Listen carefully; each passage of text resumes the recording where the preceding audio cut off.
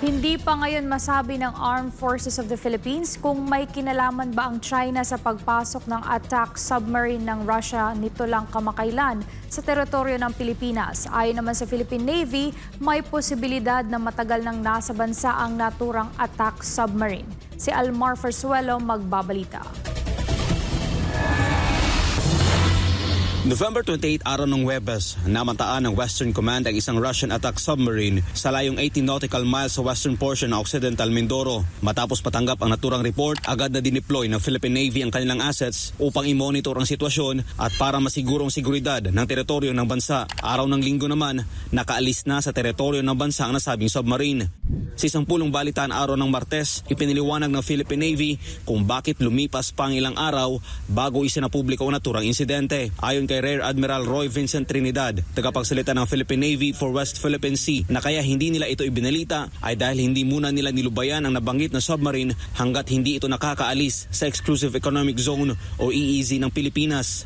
It is because this was a continuing operation. We monitored, we shadowed, we escorted the submarine from 80 nautical miles west of Lubang Island all the way up to the outer boundaries of our EEZ up north. Hence, the report only came after the operation. Sinabi ng opisyal, ito anyang kauna-unahang pagkakataon na mayroong submarine na pumasok sa bansa nang hindi nila alam. Yes, it is the first time. Hence our surprise, our alarm, why there was a submarine in our EEZ. Previously, we have had submarines conduct port calls, but these had all the diplomatic clearances and arrangements prior to their arrival. Dagdag pa ni Trinidad, base sa kanilang ginawang radio challenge, lumutang ang submarine ng Russia para daw magpagasolina. We challenged the submarine and they responded appropriately.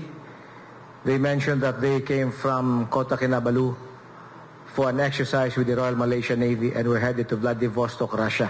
The context of the situation is most likely they were there to receive fuel, to charge their batteries, in as much as a Kilo class is a diesel-electric submarine, or probably to do some minor repairs for whatever the arrangement they incurred. Sinabi rin ng opisyal na dahil nakita na nila ang submarine ng ito'y lumutang, malaki anyang posibilidad na matagal na itong nasa teritoryo ng Pilipinas. We detected the submarine when it was surfaced. Anything is possible before we detected the submarine, while it was still submerged. Sa huli, sinabi ng AFP na hindi pa nila ngayon masabi kung ang pagpasok ba ng submarine ng Russia dito sa bansa ay may kinalaman sa alyansa nito sa China. This is a single incident that could not yet be the cause for any conclusion on the defense ties between China and Russia. Suffice it to say, the Philippine Navy, the armed forces will continue monitoring our exclusive economic zone.